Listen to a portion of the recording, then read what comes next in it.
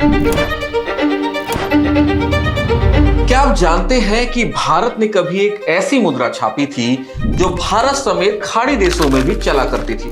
भारत की आजादी से लेकर 1959 तक यही रुपया सामान्य मूल्यों में गल्फ देशों में भी चलता था, जिसके बारे में आज बहुत कम लोग जानते हैं। भारतीय इतिहास का यह एक ऐसा अध्याय है जिसकी चर्चा भी बहुत कम हुई है, लेकिन इसकी गूंज भारत की अर्थव्यवस्था और खाड़ी देशों की राजनीति दोनों जगह सुनाई दी थी।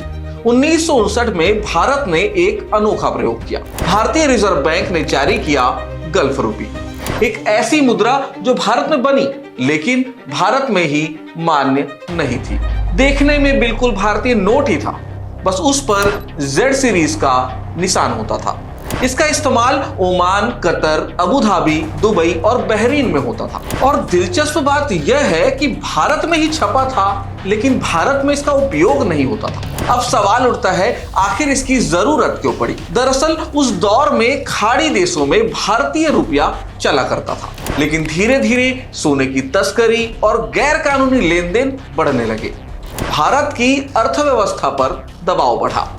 सरकार ने सोचा कि एक अलग कीमत की मुद्रा जारी कर इस गड़बड़ी पर काबू पाया जा सकता है। यही था गल्फ रुपी का असल मकसद। लेकिन कहानी यहाँ खत्म नहीं होती। 1966 में भारत ने रुपए का बड़ा अवमूल्यन किया। $1 ₹4.76 से घटकर ₹7.50 हो गया। खाड़ी देशों के पास रखे भारतीय रुपए अचानक कम मूल्य के हो गए और नतीजा, उन्होंने अपनी अपनी स्वतंत्र मुद्राएं जारी कर दी। ओमान ने अपनाया ओमानी रियाल, कतर और दुबई ने मिलकर जारी किया कतर दुबई रियाल और बहरीन ने पेश किया बहरीनी दिनार। यहीं से गल्फ रुपी की कहानी खत्म हो जाती है। लेकिन भारत को इतना कठोर कदम आखिर उठाना क्यों पड़ा? इसके पीछे कई कारण थे। 1962 का चीन युद्ध, 1965 का पाकिस्तान युद्ध, 1965-66 का भयानक सूखा और विदेशी मुद्रा भंडार की भारी कमी, ऊपर से IMF और वर्ल्ड बैंक का दबाव। तो क्या मिला इस अवमूल्यन से?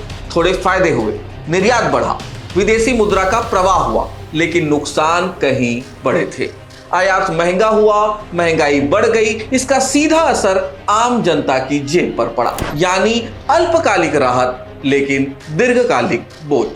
गल्फ रुपी की पूरी कहानी हमें एक बात सिखाती है, आर्थिक नीतियां केवल कागज पर नहीं बनती, उनके फैसले सीमाओं के पार जाते हैं और असर सीधा लोगों की जिंदगी पर डालते हैं। और अब जरा सोचिए, अगर उस समय IMF और अंतरराष्ट्रीय दबाव के आगे झुककर इंदिरा सरकार ने भारतीय रुपए का अवमूल्यन ना किया होता, तो आज शायद गल्फ देश भारतीय रुपया ही प्रयोग में ला रहे होते। तो आज भारतीय रुपया खाड़ी देशों की मुद्रा के बराबर होता। भारतीय अर्थव्यवस्था कहां से कहां पहुंच गई होती। सोचिए हमारी मुद्रा कितनी मजबूत और प्रभावशाली होती आज की तारीख में।